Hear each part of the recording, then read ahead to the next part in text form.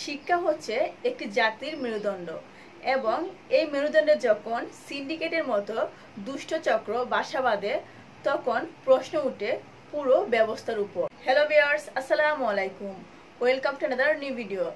Viewers, আজকে আমি আপনাদের সাথে শিক্ষা খাতে যে সিন্ডিকেটগুলো হচ্ছে সেগুলো নিয়ে আলোচনা করব, তাই ভিডিওটি স্কিপ না করে পুরো ভিডিওটি দেখতে থাকুন। শিক্ষা খাতে সিন্ডিকেট বলতে কি বোঝায়? সিন্ডিকেট বলতে বোঝায় এমন কিছু গোষ্ঠী বা ব্যক্তি রয়েছে যারা কিনা শুধুমাত্র নিজেদের স্বার্থে প্রশ্নপত্র ফাঁস, ফলাফল নিয়ন্ত্রণ, ভর্তি ও নিয়োগে দুর্নীতি চালায়। দেখবেন প্রতি বছর হাজার হাজার মেধাবী শিক্ষার্থীরা শুধুমাত্র সিন্ডিকেটের ফাঁদে পড়ে পিছিয়ে পড়ে, কারণ তাদের প্রতিদ্বন্দ্বিতা করতে হয় ঘুষ আর পরিচয়ের সাথে। আপনি হয়তো এটা জানেন না যে আমাদের শিক্ষা ব্যবস্থায় কতটা গভীরে গেঁথে গিয়েছে সিন্ডিকেট। শিক্ষার নামে চলছে ব্যবসা, প্রশ্নপত্র ফাঁস, কোচিং ও গাইডের আধিপত্য আর বিশ্ববিদ্যালয়ে ভর্তির যুদ্ধ।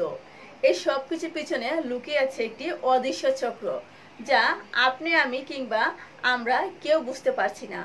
স্কুলে ভর্তি হতে টাকা লাগে, ভালো রেজাল্ট করতে কোচিং লাগে, আর পরীক্ষার আগে নাকি প্রশ্নও পাওয়া যায়। এখন একটা প্রশ্নই আসে, এটা কি আসলে শিক্ষা নাকি একটা সাজানো খেলা? আচ্ছা, এখন কথা হচ্ছে শিক্ষার কোথায় কোথায় সিন্ডিকেট থাকে।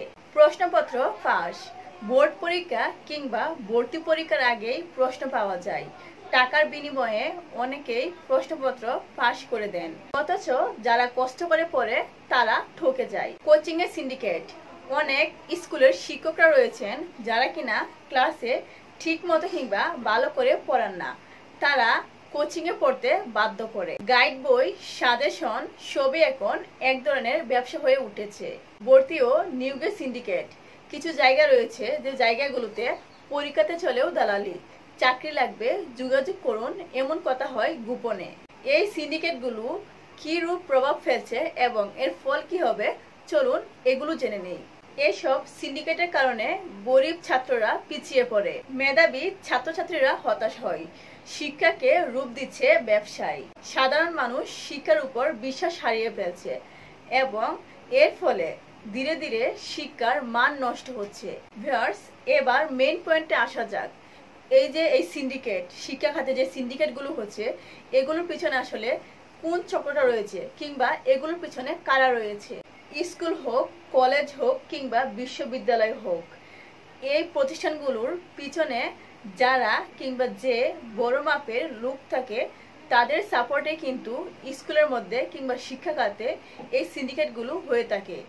তারা যদি তাদেরকে সাপোর্ট না করতো তাহলে কোনোভাবে কিন্তু শিক্ষা খাতে এই সিন্ডিকেটগুলো হতো না। তারা যদি সবাইকে সমানভাবে দেখেন তাহলে কিন্তু সবাই সমানভাবে সমান অধিকারে তারা শিক্ষাটা পাবে।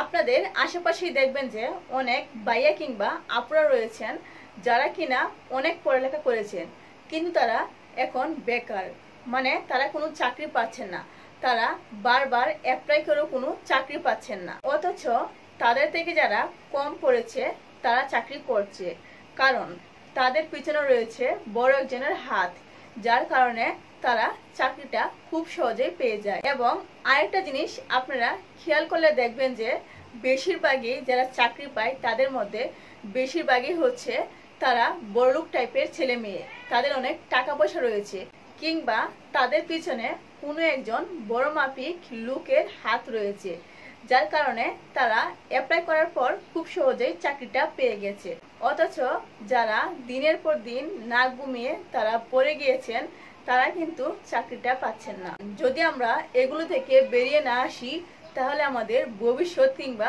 প্রজন্ম আরো বেশি খারাপ হবে। সো ভিউয়ার্স, ভিডিওটি এই পর্যন্তই। অবশ্যই এই বিষয়ে আপনার মূল্যবান মতামত কমেন্ট করে জানাবেন এবং ভিডিওতে লাইক দিয়ে চ্যানেলটি সাবস্ক্রাইব করে আমাদের পাশেই থাকবেন।